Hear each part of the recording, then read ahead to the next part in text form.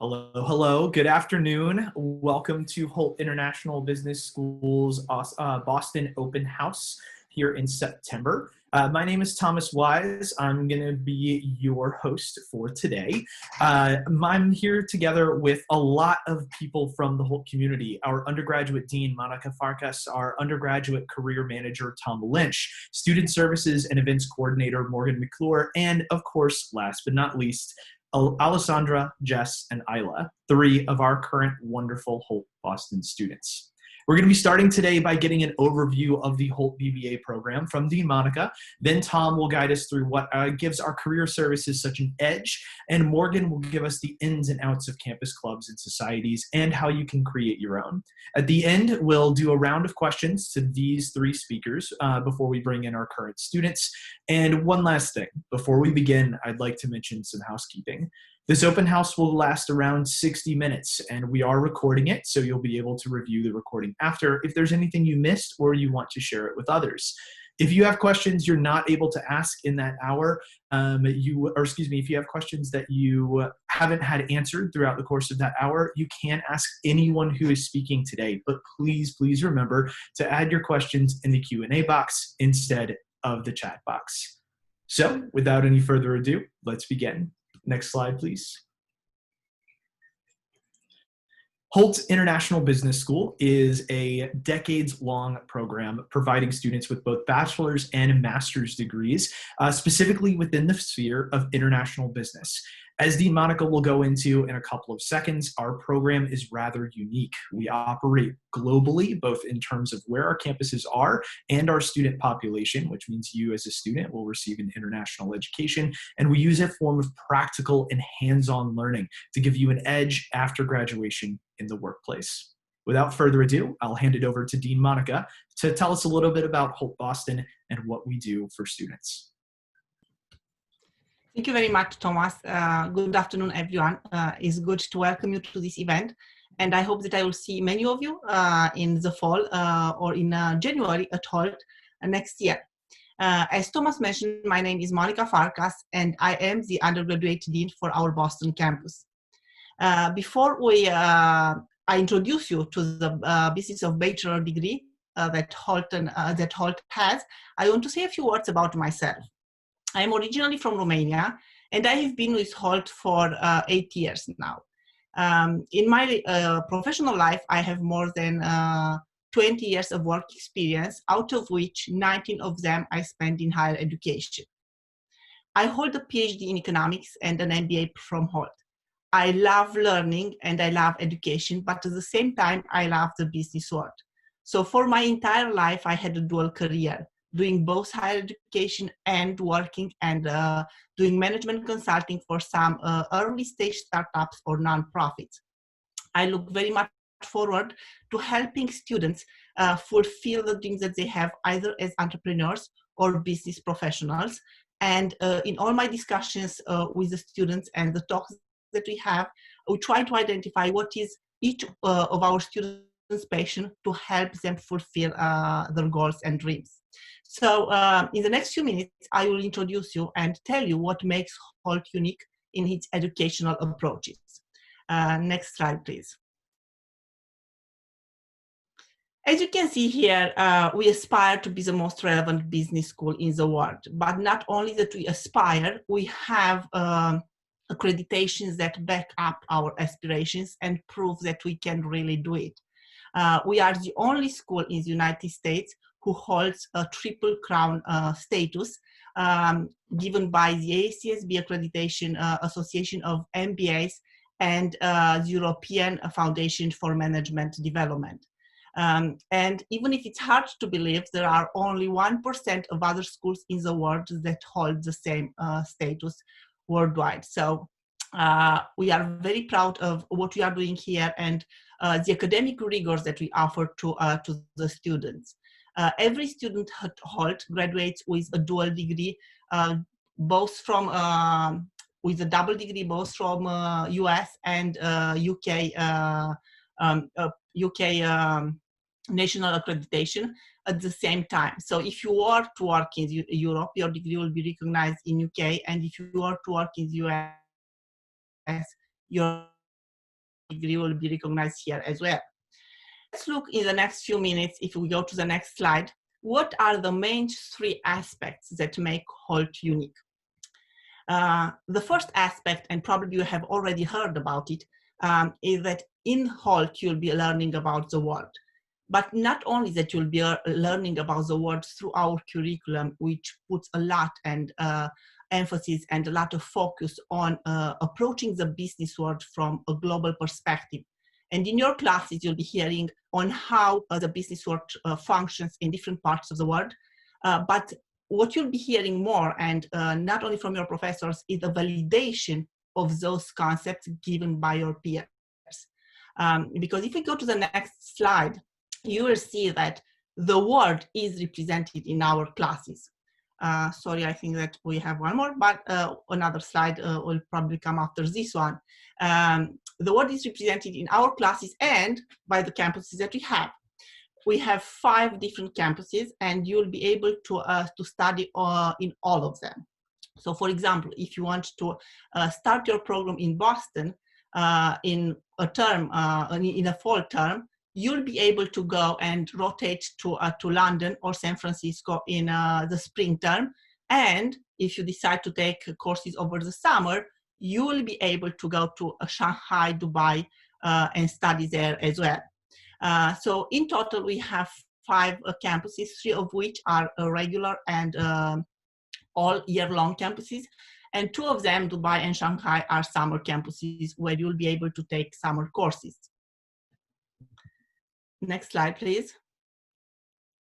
As I mentioned to you a few minutes ago, the world is represented in our classes. We have more than 130 nationalities on campuses.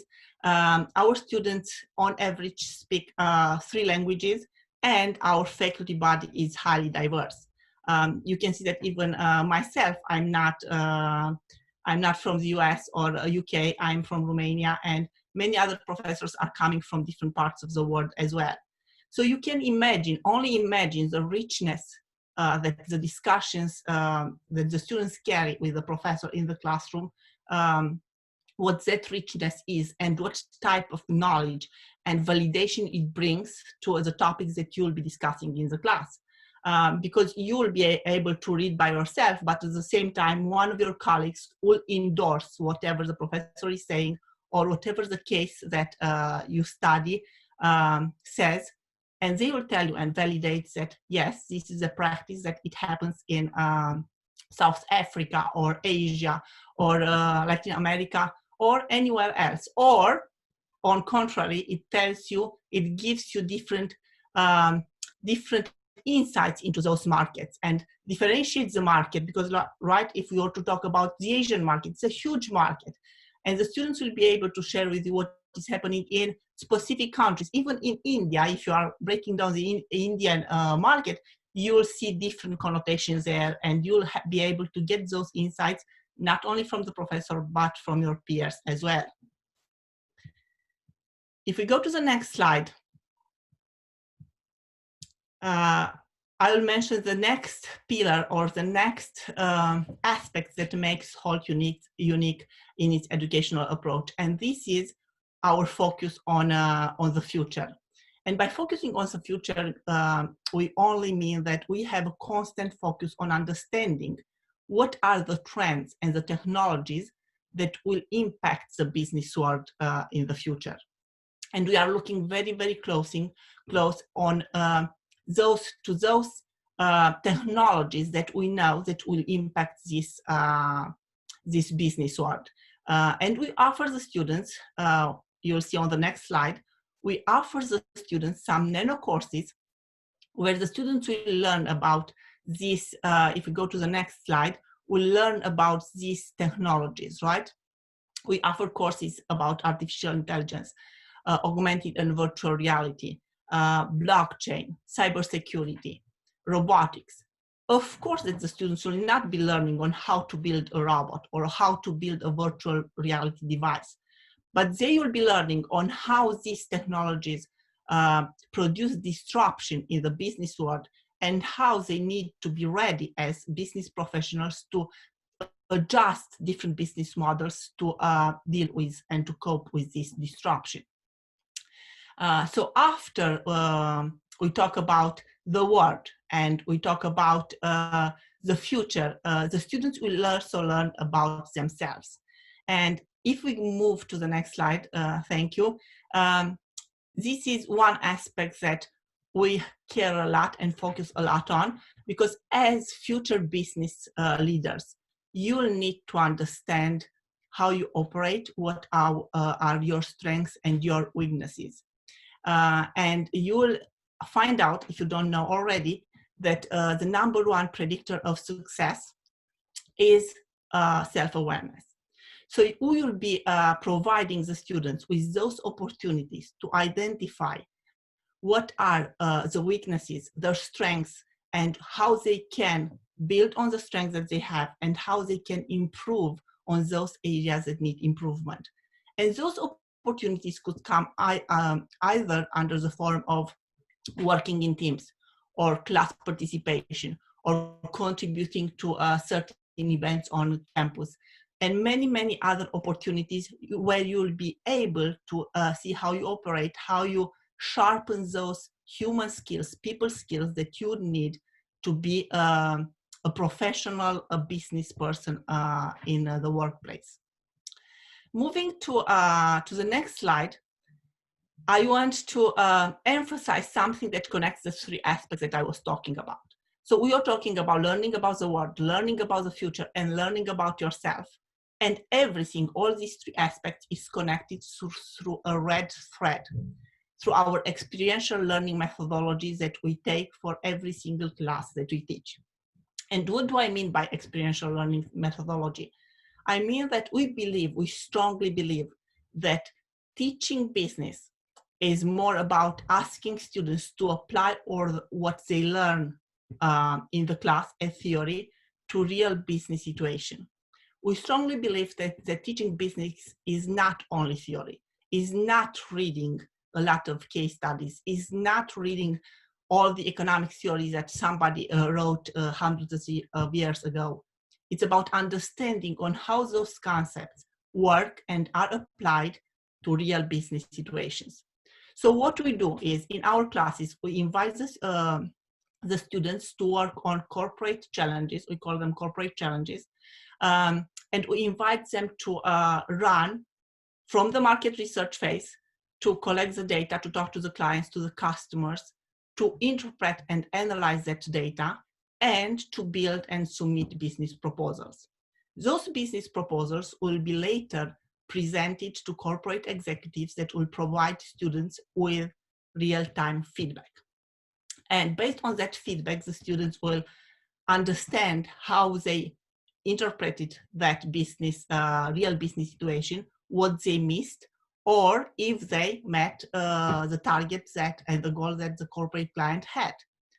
Not rarely, it's quite often, when those companies are offering students internship positions in the company.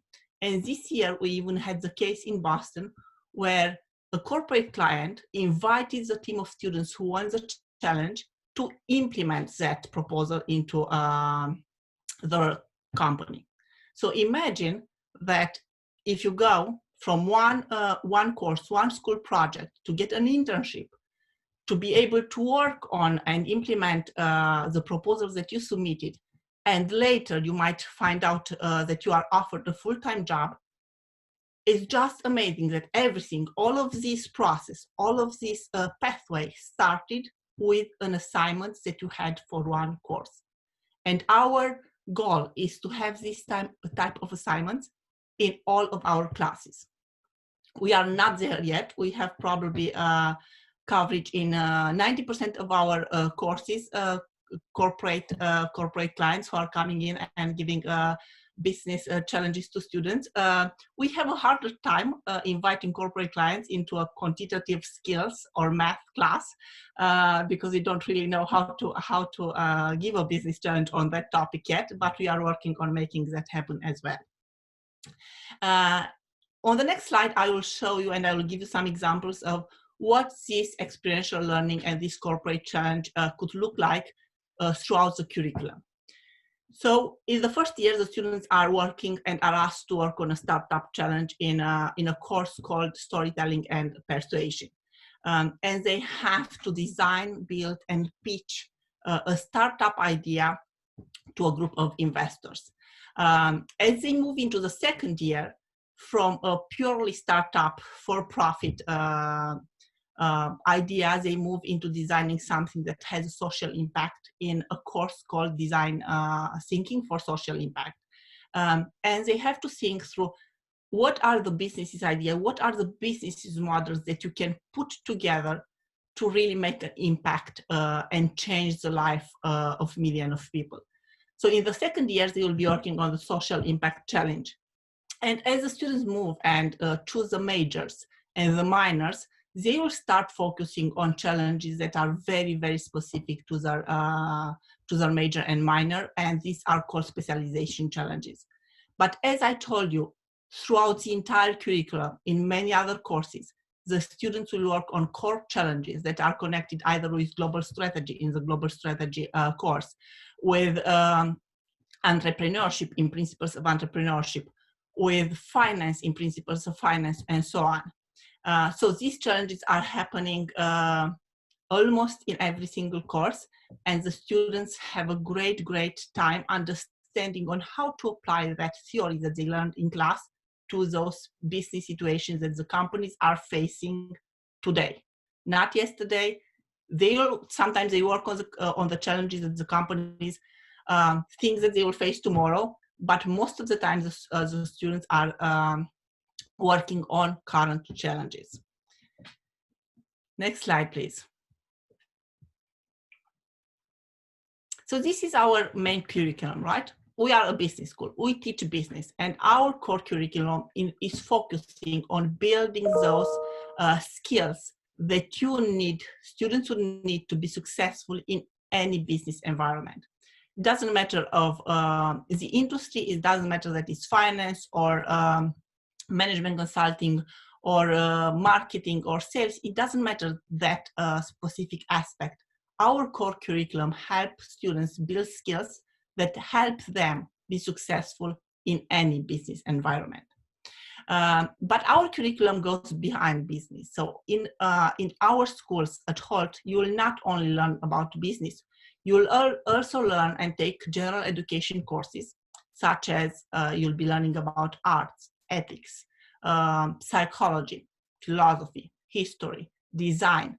So all those courses are embedded throughout our curriculum, so that at the end of the program, you are a very round professional and person who could present yourself into the business world at the most outstanding level. I will give you on the next slide example of the majors and the minors that we offer at Hult, and all of them are business related. You can choose out of 5 major tracks depending on your interests, and our career team will help you identify what is the best career pathway that you should follow based on your career interest. But basically, you'll have to choose between business analytics, entrepreneurship, finance, management, and marketing. These are the areas that you can choose as the major specialization. In addition to this major specialization, you can add a second specialization if you are interested in doing so. And we have minors in computer science, design, psychology, and economics. But not only that you can minor in those 4 areas, you could also minor in any of the areas that you could major in.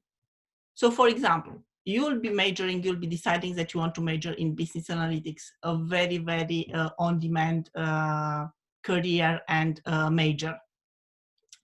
If you are majoring in business analytics, you could decide that business analytics is a very, very good combination with marketing. And majoring in business analytics and minoring in marketing is an option. Or you could major in finance and minor in entrepreneurship. And any type of combination of this sort is possible at Hult. Next slide, please. And the beauty of our degree is that it's flexible and adapts to whatever high school system you are part of. So if you are coming from Europe and you have or are going through a high school that has the 13 year as part of the high school, you'll be able to transfer credits in, and in this way you'll be able to graduate in 3 years. If you are coming from a regular US high school, then you'll be able to graduate in 4 years. This is a normal path for a US high school graduate. The average time when our current students are graduating is 2.9 years. And this is possible because you'll be able to take courses over the summer, not only during the fall and spring. And in this way, you speed up your graduation date and bring it forward. This is a plan that you'll be working closely with your program advisor on building it, and they will help you understand what are the different advantages of taking classes over the summer versus only on fall and the spring, going to different campuses where you will be able to learn the culture and the business practices that are presented there, and so on. Next slide, please. And I think that all of us, probably on this call, know about COVID and the situation that we are dealing right now with.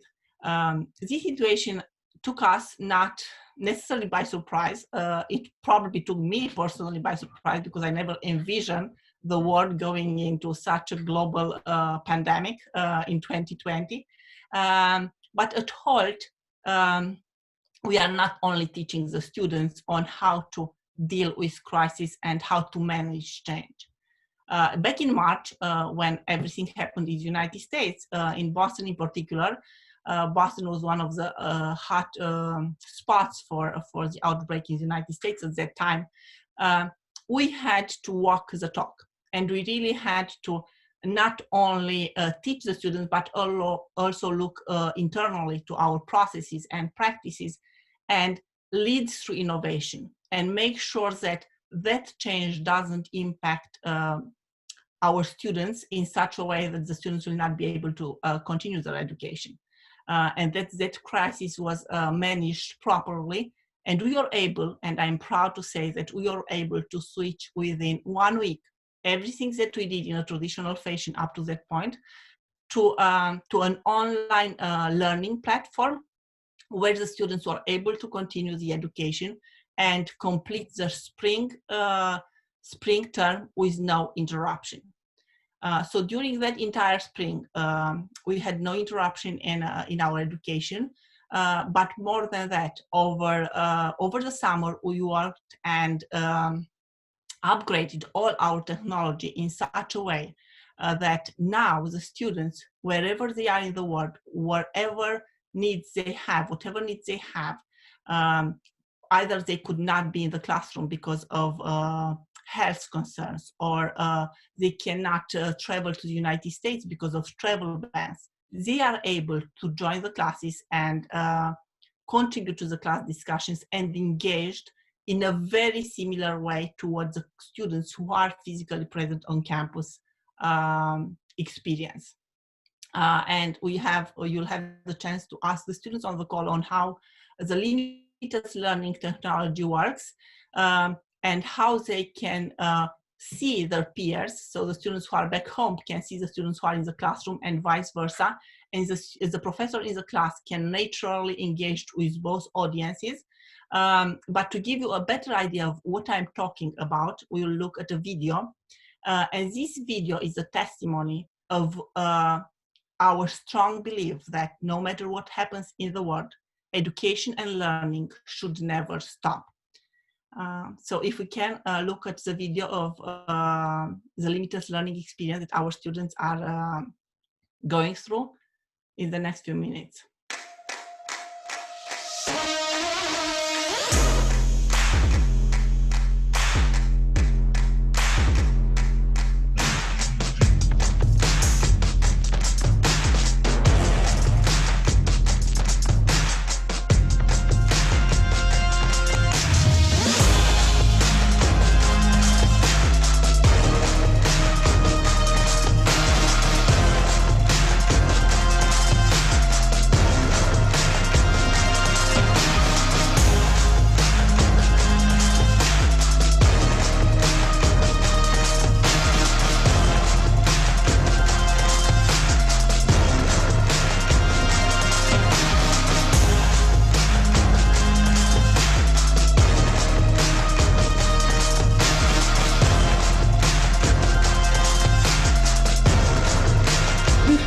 Should it just be me or should everybody? Why did it sound no?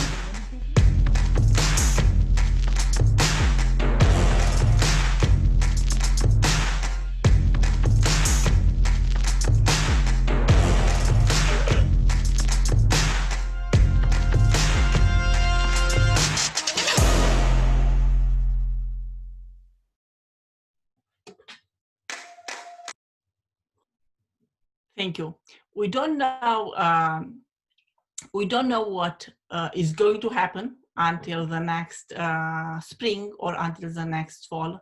But we know one thing, that we are ready. We are ready to address any challenges, any crises, and we are ready to help our students achieve their educational goals in the best way possible and with the highest standard qualities possible.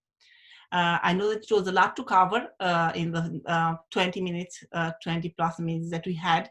I will be available for questions later on, but now in the next few minutes, I want to invite Mr. Tom Lynch, who is our Career Development Manager in Boston, to walk you through what is Hult's approach with regards to career coaching.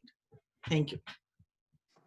Thanks, Dean Monica. And these are one of my favorite days, so super happy to be here and talk to you guys. Wish it could be in person, but through technology, obviously some of the technology that we've implemented, we've been able to do this virtually, which is really exciting. Before we go into some of the stats and some of the programming that we have at Hult Boston, I want to just give a little more information about myself and my background. So as Dean Monica said, I'm the Career Development Manager at Hult Boston and work with the undergraduate students. I'm going into my 5th academic year with Hult. And I've also worked with the Master of Finance students and the Master of International Business students, and have been certified as a career coach. Prior to coming to Hult, I want to walk you through just very briefly kind of my story, as I think many of you will likely be able to relate to it. And so when I graduated from college, I didn't really know exactly what I wanted to do, and I should have spent more time with my career advisor. And I ended up doing accounting for about 4 years in Boston. Actually, 3 of those years were in Boston, and one of them was in Europe. And I worked in Amsterdam for about a year and managed a small staff accountant team there. At that point, I had a little bit of a moment of reflection and decided I wanted something more creative. So I ended up leaving that job and getting my master's in marketing in Ireland.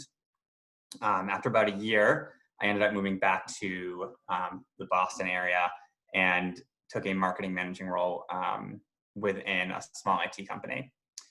Did that for about 4 years. And at that point, that's where I had this kind of aha moment, this moment of true reflection where I had to decide, where was I headed? What was my career path and what made me happy? And I really reflected on all my experiences through study and through experience.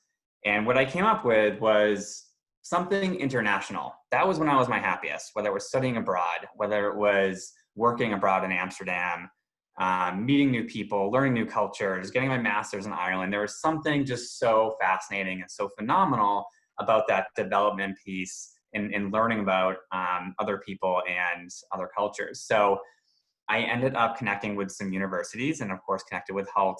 And, the rest is kind of history. So now I'm able to work with students on their career development, finding a path for them, working on their career exploration and finding a role that is as fulfilling for them as mine is for me. So I definitely understand what it's like to not quite know what you want to do, have that moment of reflection, and immerse yourself in a culture or country that you're not as familiar with. So hopefully when I get to work with you guys in the future, I can certainly understand your perspective. So now I'll talk a little bit about some of the quick stats on Hult in terms of 2019 outcomes. So I'll just go through this very briefly, but some really impressive stats, and I think it really speaks to the quality of education and just the quality of students that are at Hult. And so 99% of students are employed or pursuing an advanced degree within 6 months of graduation. 56% of graduates are working in a country different than their country of origin. That's a stat that I love because I think it just shows and tells a story of diversity and students' flexibility and interest and kind of hunger to learn more about other people and other countries and companies. And I just love that stat. And then employment by type. I'm not going to go through all of these, but you can take a quick look through them. But 74% are full-time employed, and the rest make up the difference there with internships, family business, and of course, starting their own businesses. So very entrepreneurial spirit at Hult, which is also something I really admire about Hult. And next slide, please. So I wanted to introduce you to kind of our methodology on our UG program globally, not just in the Boston campus. So we talk about career development in terms of pathways. So we have a pathway experience. And what a pathway really is your kind of career journey for that particular year. So if you're a first year or a freshman, you will have a freshman pathway. Your second year or your sophomore year, you'll have a different pathway, right? And so on and so forth until your final year at Hult. A pathway is made up of distinct milestones that as a career advisor, career manager, I would love for you to attain by the end of that year, right? In order to help you attain those milestones, we break it out into about 4 different areas that we work with you on throughout your time here at Hult. And that's a topic or a theme. We then help you develop particular skills and specific skills to, again, attain those milestones. We hold workshops and events, and we have certain tools and artificial intelligence resources for you to leverage in combination of all of those to help you gain those milestones. So in the next slide, I'm going to break it down a little bit more for you to give you some more specific examples. So, coaching and personal support. So what does that look like? So of course you have one-on-one advising. And so I am your guy. So when you come to Hult Boston, I would be your assigned advisor and I would work with you one-on-one throughout your journey. And those conversations can be from, a panicked email of, hey, Tom, I have no idea what I want to do. And can you help me? And of course, we'll schedule a meeting and we'll have a conversation and really start brainstorming together on what your career path could look like. All the way to, hey, Tom, I got this phenomenal job offer, which I love those as well. Can you help me with the salary negotiation?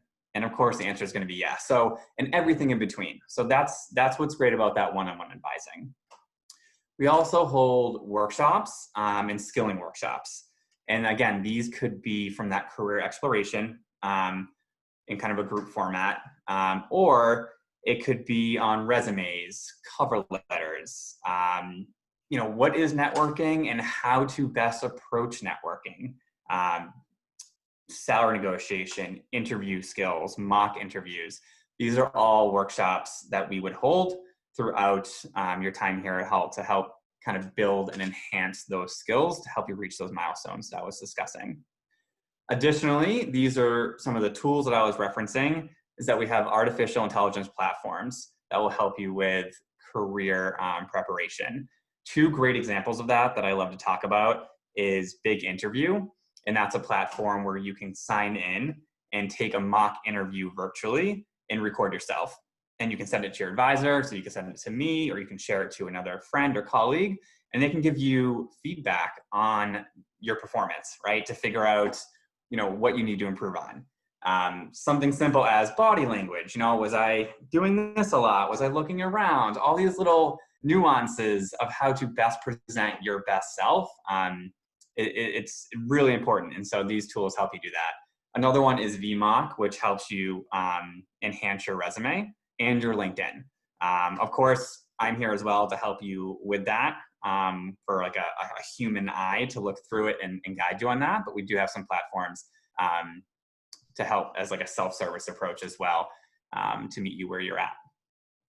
And then of course we have networking corporate connections. So within the kind of career services team, we have career development, and then we have corporate relations. And they're the folks that really bring in companies on campus or virtually, of course, as we're doing currently, for career fairs, conversations with employers, bringing alumni back for alumni chats. All these are super, super important for your career development as it's building your network.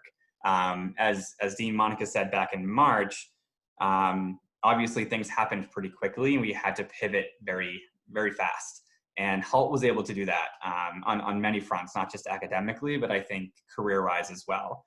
So we had scheduled an on-campus spring career fair, and we very quickly pivoted to a virtual setting. And so between the San Francisco and US, because it moved, San Francisco and Boston campus, because it moved virtually, we were able to have over 60 companies at this career fair, and we had over 90 positions open, including internships and full-time roles for those students who are graduating soon after. So it was a really, really fantastic effort, great feedback on it, and I think again just shows how kind of nimble we are and how we're able to pivot. And I see that in our students as well, which I'm sure you'll hear about from our 3 students on the call. And next slide, please. I want to talk a little bit more just about some of the milestones. I'm going to just, in terms of time, to respect everyone's time, I'm just going to cover first and second years for milestones, just to give you a kind of a taste and idea of what we're looking at. So those other 2 pieces, we've covered skills and resources. I want to talk a little bit about milestones and themes.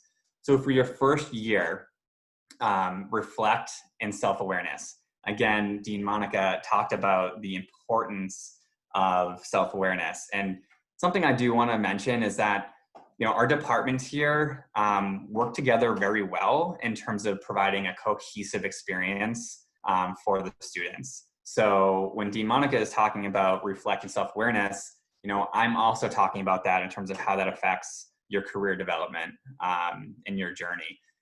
And I second that. That is incredibly important. So a milestone would be identify top 5 interests and skills and motivators, right? So understand kind of your interests and skills, what gets you up in the morning and what gets you excited, and how can that affect your decision moving forward for a potential career path.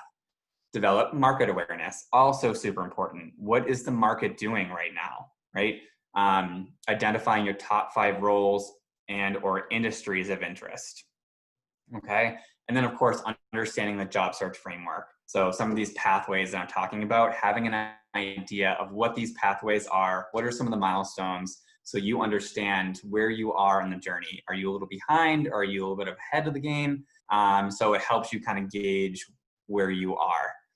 If you go into your sophomore year or your second year, here are some of the themes and milestones that we encourage you to achieve. And that would be conducting market research. So continue that research piece and honing your target companies to about 40. That can obviously get narrowed down as you have a more clarity and better idea of what you're looking to do.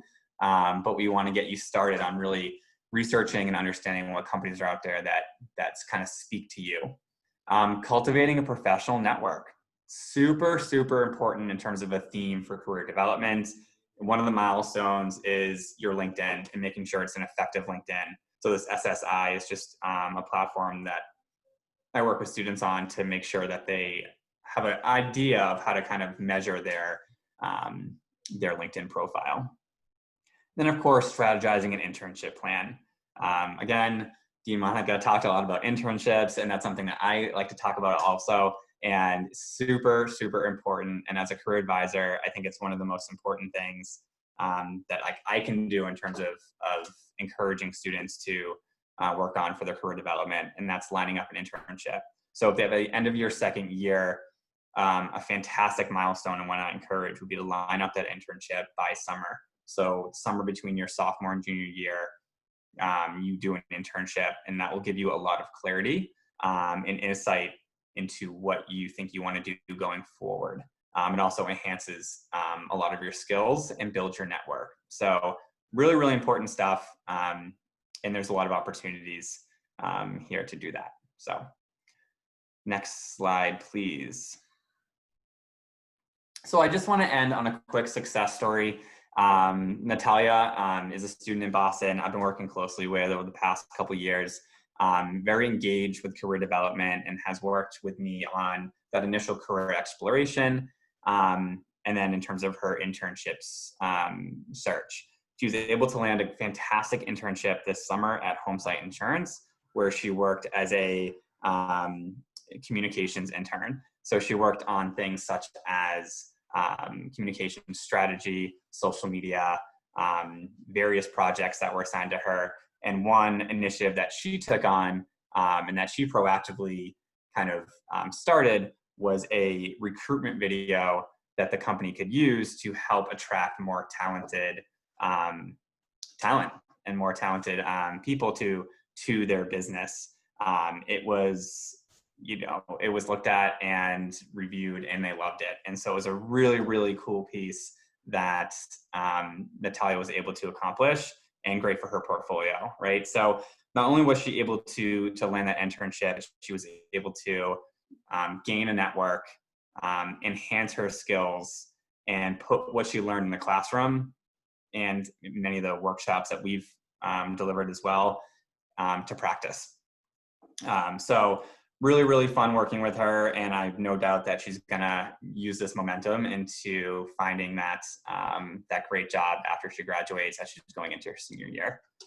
So with that, I wanted to introduce Morgan, who's going to talk a little bit more about student services and the extracurricular activities here at Hult Boston. Thanks, everybody. Thanks, Tom, and hello, everyone. My name is Morgan McClure. I am a Student Services and Events Coordinator at Hult Boston. I've been with Hult, this is starting my third academic year, so I've been with Hult almost as long as the undergraduate program has been running here. And my role on campus with Student Services is really to ensure that the student engagement piece and student life is not only great in the classroom, but also outside the classroom. So I'm here to help students develop programming and make sure that there's, things going on outside of your classes. There are a lot of different things that we do in terms of sort of smaller events, larger events, orientations, graduations. Today, I'm really going to focus on some of the ways that we work with students, because that's sort of what you're here for. So if you want to go to the next slide, I'm going to start off by talking with you all about clubs and societies. So Hult Boston has a number of clubs that we do, and we sort of divide them down into professional clubs, sports clubs, and social clubs. If you want to go to the next slide. For professional clubs, we have a lot of different options. We have Alternative Investment Club, African Business Club, Data Analytics Club. Right here, this one I want to highlight is our Women in Business Club. And you'll see the student behind the table there. You'll be hearing from her later. That's Jess.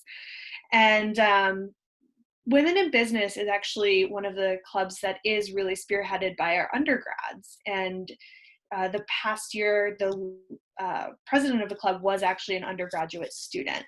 It's a really fantastic way to get involved and to also hear from some of our master's students about what it's like to either work in certain fields or to even get some knowledge from them, because they may be taking specific classes in specific professional fields.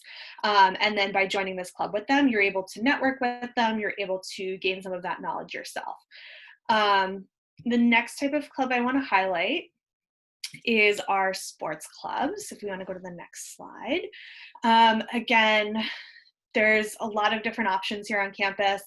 We have basketball, we have soccer, we have a rugby club that was started last year. That one was actually, again, founded by some of our undergraduate students. This one highlighted here is our winter sports club. Last year, using some club funding, they were able to rent a van, go up, this is up in New Hampshire, and hike some of the beautiful White Mountains up there. And again, these clubs here, a lot of them are run by our undergraduate students. So it's really an awesome way to get involved and, get a little exercise while you're at it.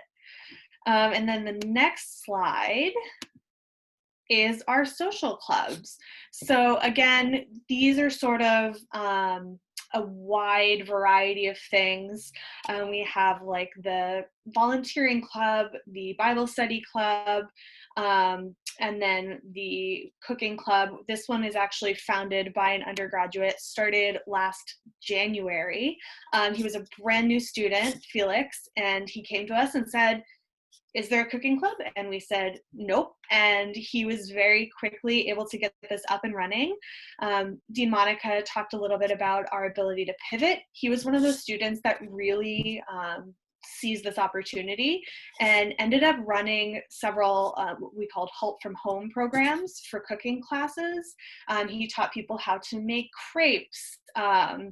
He taught students, some basics of cooking, and it really was a cool way for the community to come together. Even though they were far apart, they were able to all watch these videos and stay engaged together.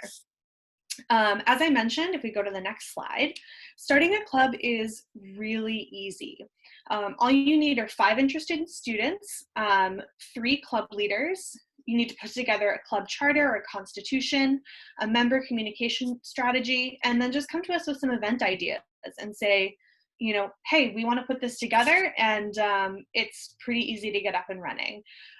All of these clubs were started because a student, in many cases an undergraduate student, had an idea and were able to put these things together.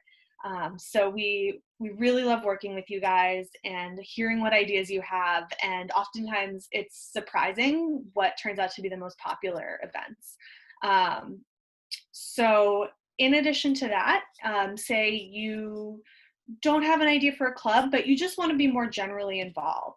That's where our Hult Student Association comes in. So if you head to the next slide, I can talk a little bit about the Hult Student Association. The Hult Student Association is basically the student government. So you would run to be a representative of your cohort, and they come together, have weekly meetings, and they're also responsible for running events, for providing feedback. They are some of the most involved students on our campus, and we have a lot of fun with them. They do things like they've run Halloween parties, they've put together networking events with the careers team, they have they do fundraising, they do things like Six Flags trips. So it's all sorts of different ways to get involved beyond just a club. In addition to that, we run a lot of different multicultural events, but the main thing to think about when student services is, we rely a lot on students telling us what they want, and we do have a little bit more freedom than other departments to, put these events on. So if a student comes to us, last year a student came up and said, "Hey, I've seen you celebrating the Lunar New Year, I've seen you celebrating Diwali, can we celebrate Carnival? I'm from Brazil, this is really important for me." And this past year we were able to put on our first Carnival celebration. So I absolutely love working with students. I think you guys have the best ideas, and we'd love to have you come join our campus and come help us out with that. I will say I'm going to drop our Instagram handle in the chat. You can actually see some of the programs that we put on while we were in quarantine. You can see some of our cultural highlights that, again, completely student run. You can see some of the Q&A sessions we did, the passion projects, just to get a better sense of who we have on the Boston campus and some of the things that we run. So I'll put that in there. And if you have any questions, feel free to throw them in the chat and we can get to those later. Thanks so much.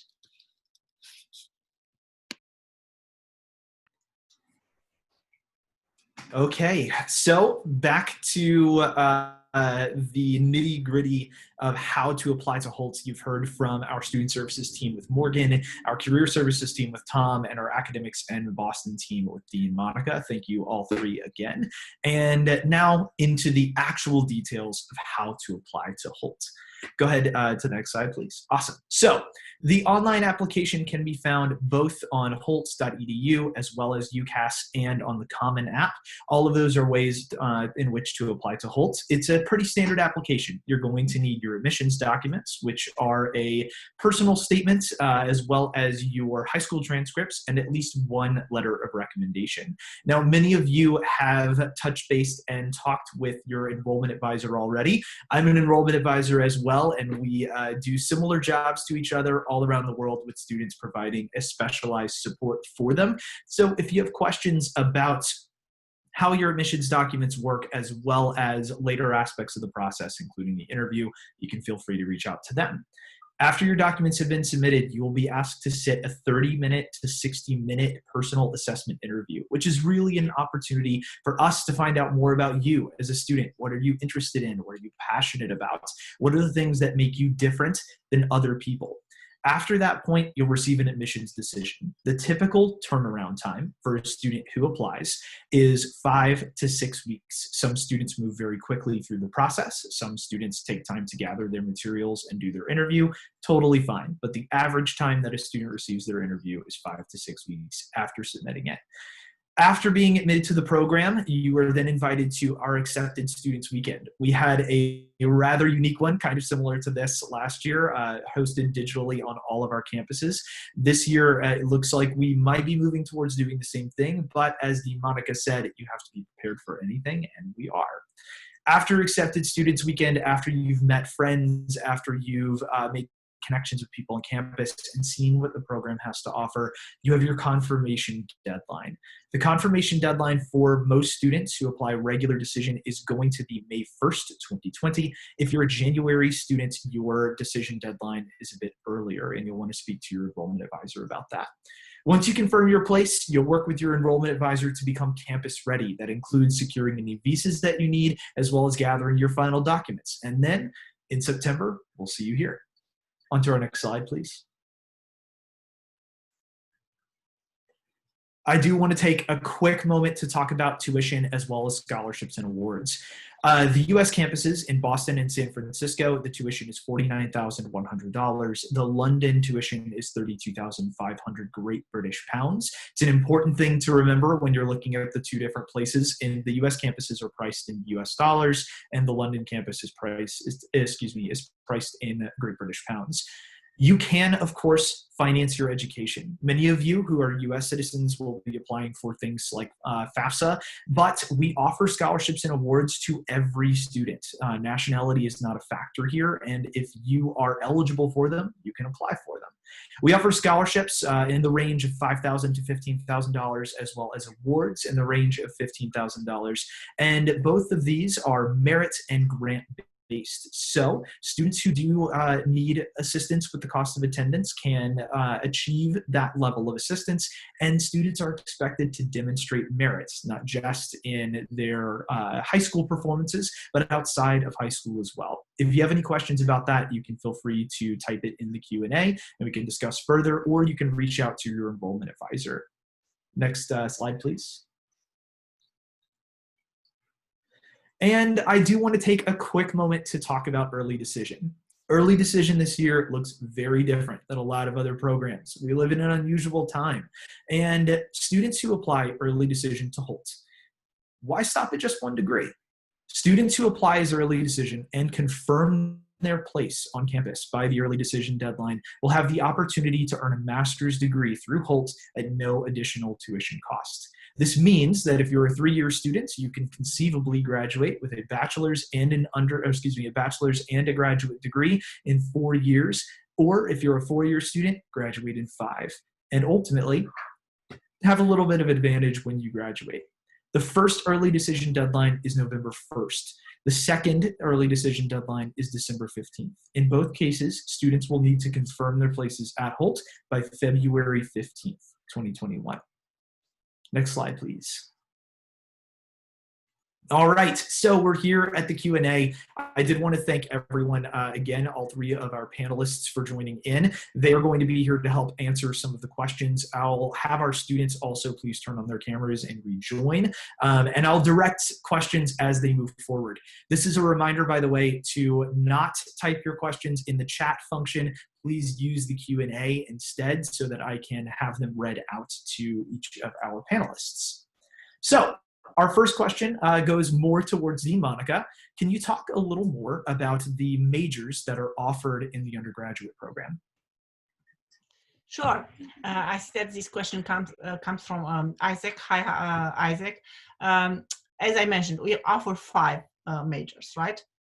And each one of them, to be completed, requires you to take 3 mandatory courses, 3 required courses, and 4 major-specific electives.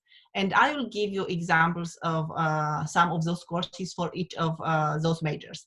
So for example, for business analytics, we have required courses in data analytics, advanced Excel, and Python, which is a programming language. And some of the electives that you could take for business analytics are data visualization, machine learning, and business analytics for complex decision making. If we move into entrepreneurship, the required courses for entrepreneurship are corporate finance, entrepreneurial finance, and disruptive innovation. And you have a very broad spectrum of courses to choose as your 4 required electives.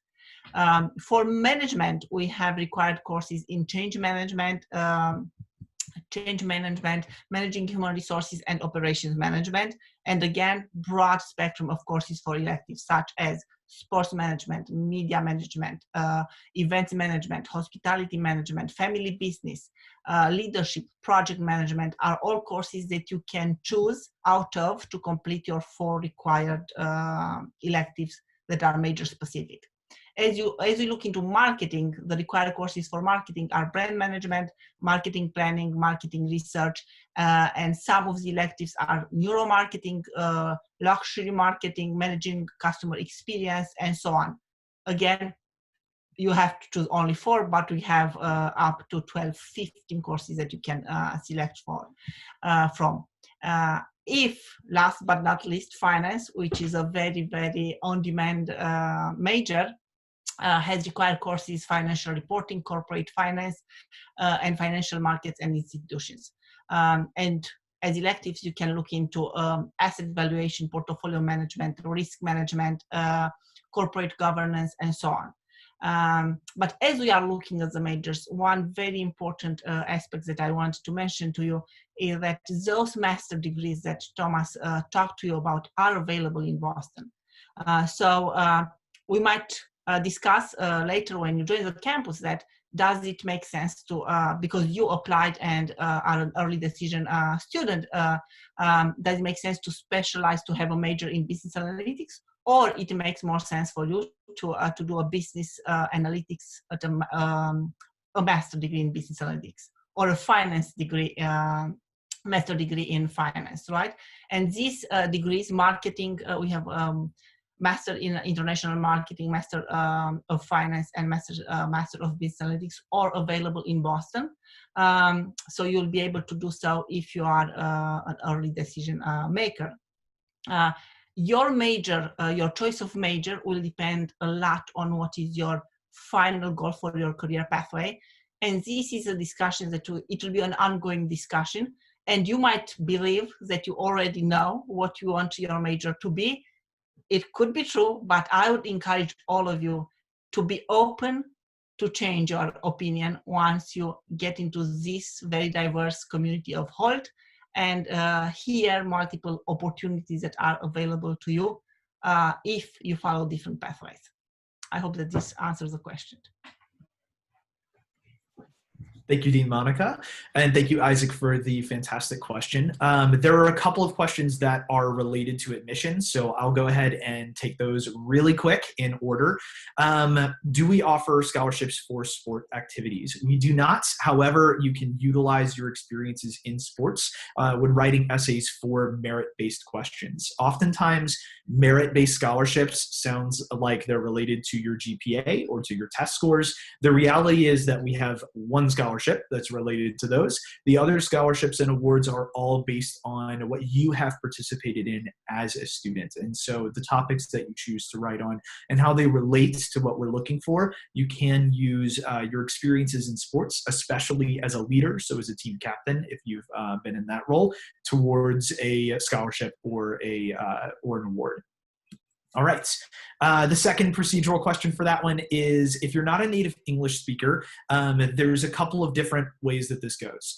If you are aiming at a Boston or San Francisco campus, and you are not from an English-speaking nation, if you have been educated in a school where for the last 2 years, the majority of your classes have been in English, so at an international program, or you're in a US school, or you're studying at a school in a country where the language of instruction is English, you do not have to submit a TOEFL or an IELTS.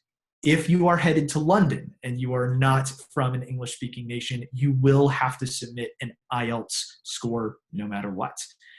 If you are educated in a program that is non-English speaking, regardless of what campus you go to, you will have to take either the TOEFL or the IELTS. If you're looking for more details on that, please reach out to your enrollment advisor, as they will know the specifics for students from your area.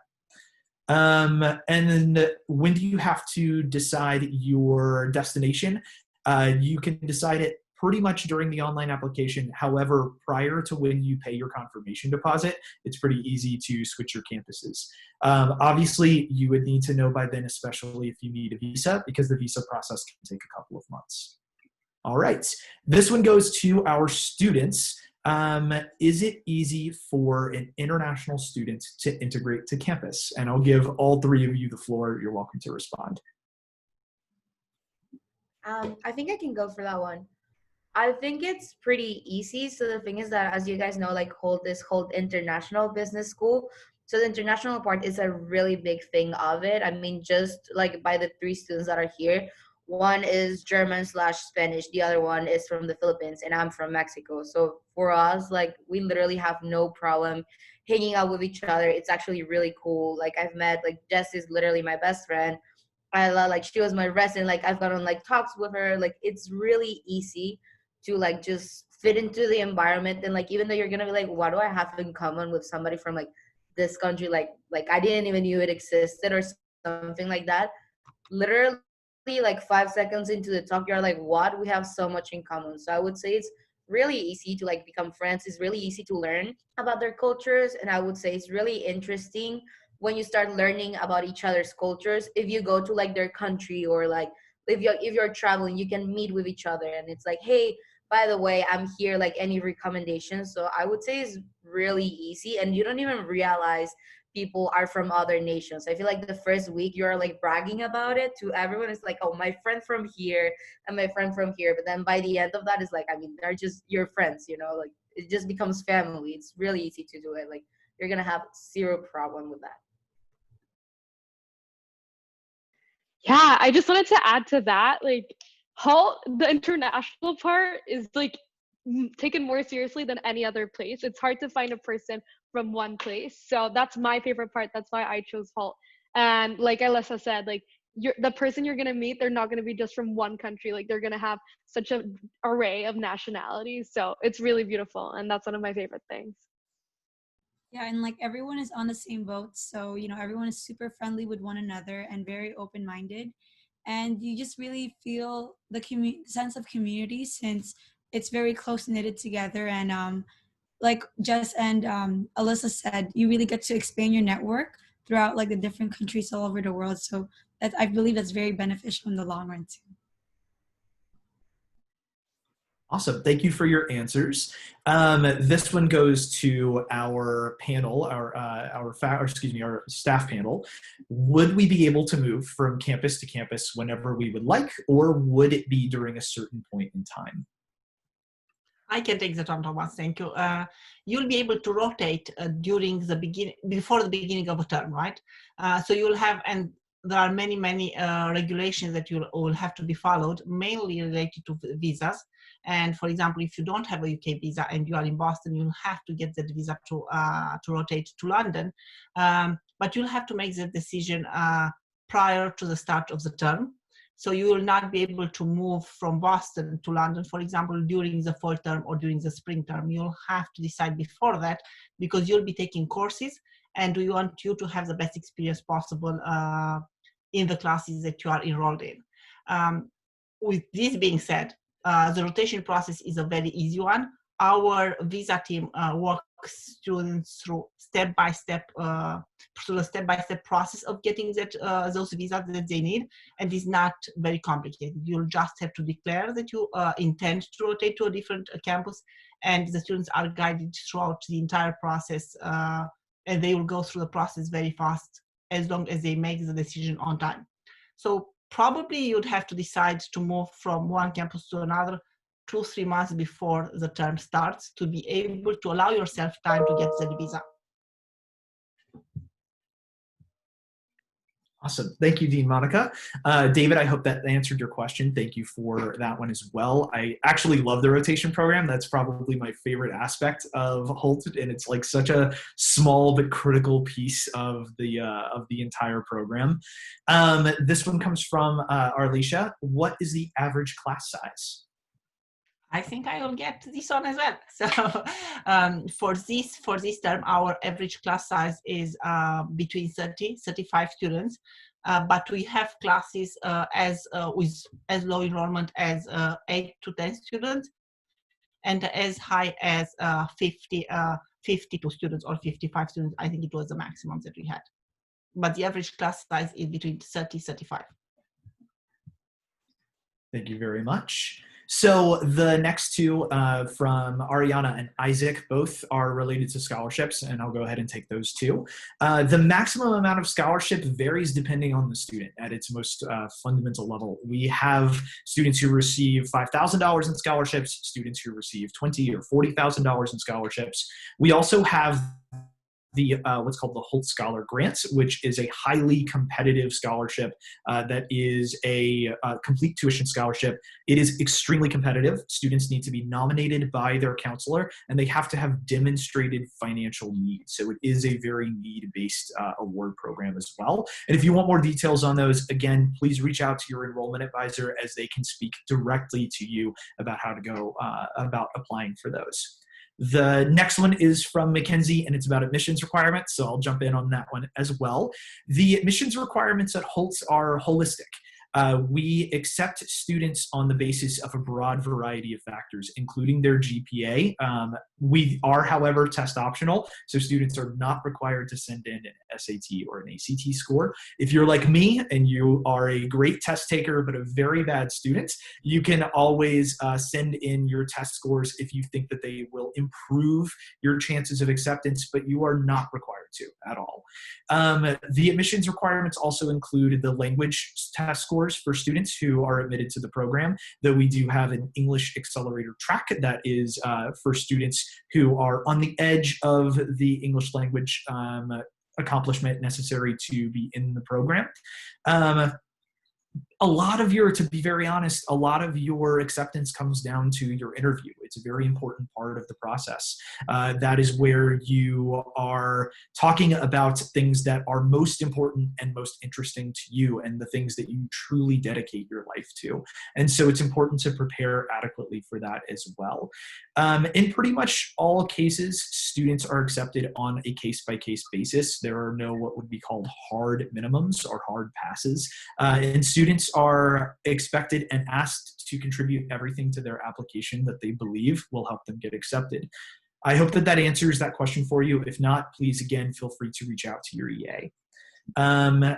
So are there any postgraduate programs? That comes to our next one.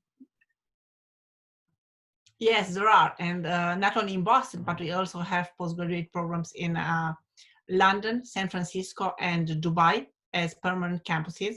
And the postgraduate programs are Master of Business Administration, Master of International Business, Master of Finance, Master of International Marketing, Business Analytics, as I mentioned, and Disruptive Innovation.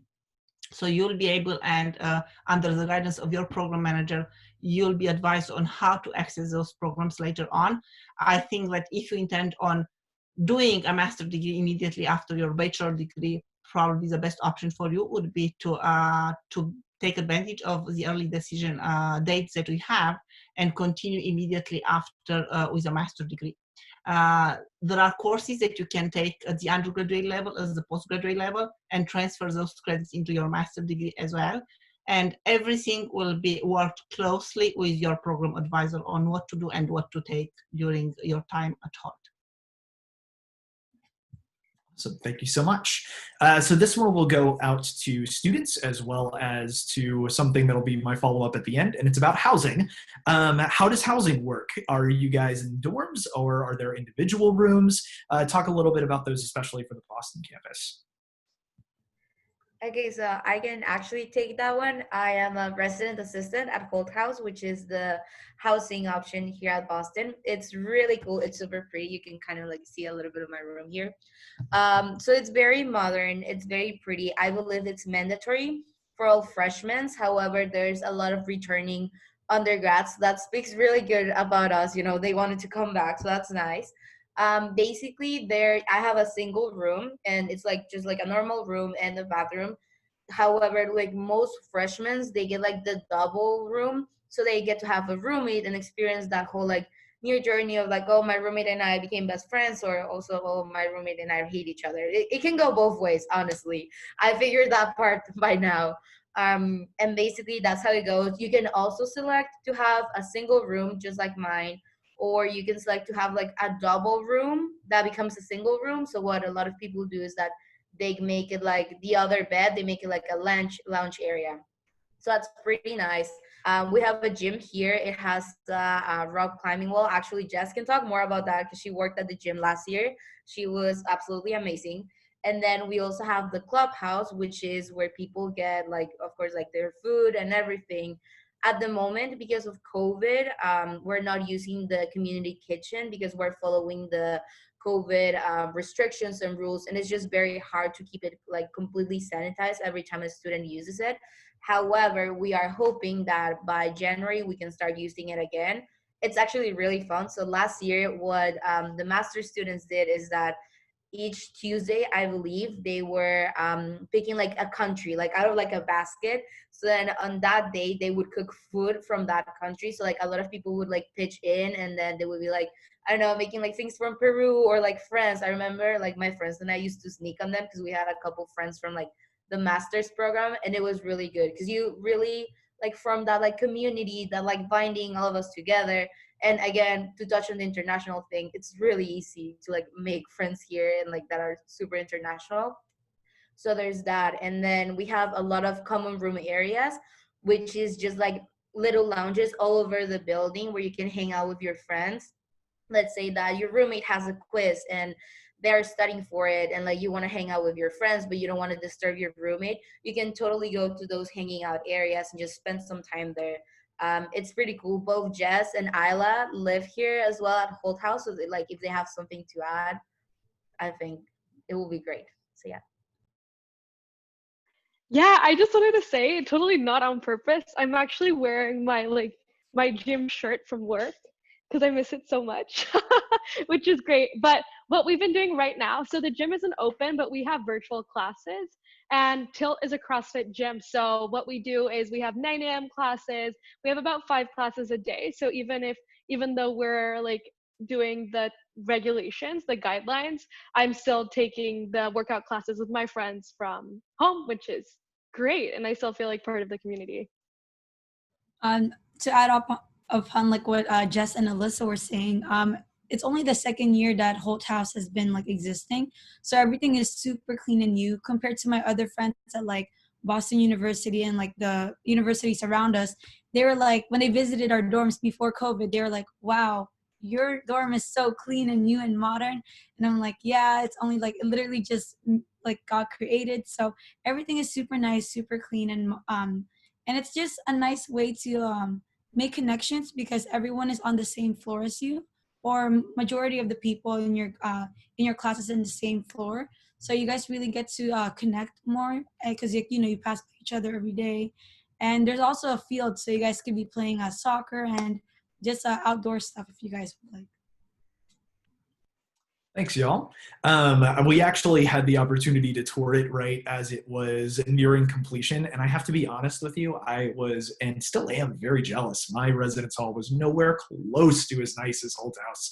And I'm very, I'm just a little bit upset about it deep down inside. So the additional kind of follow-up to that relates to pricing. As Alyssa mentioned, there is a mandatory requirement to live on campus your first year at Hult House. And the housing requirements allows you to live in what's called a standard double. The standard double pricing has not been settled yet. We're not completely sure what the pricing on that will be to address one specific question. However, last year it was about $13,500 for the year for housing. And I hope that that clarifies it.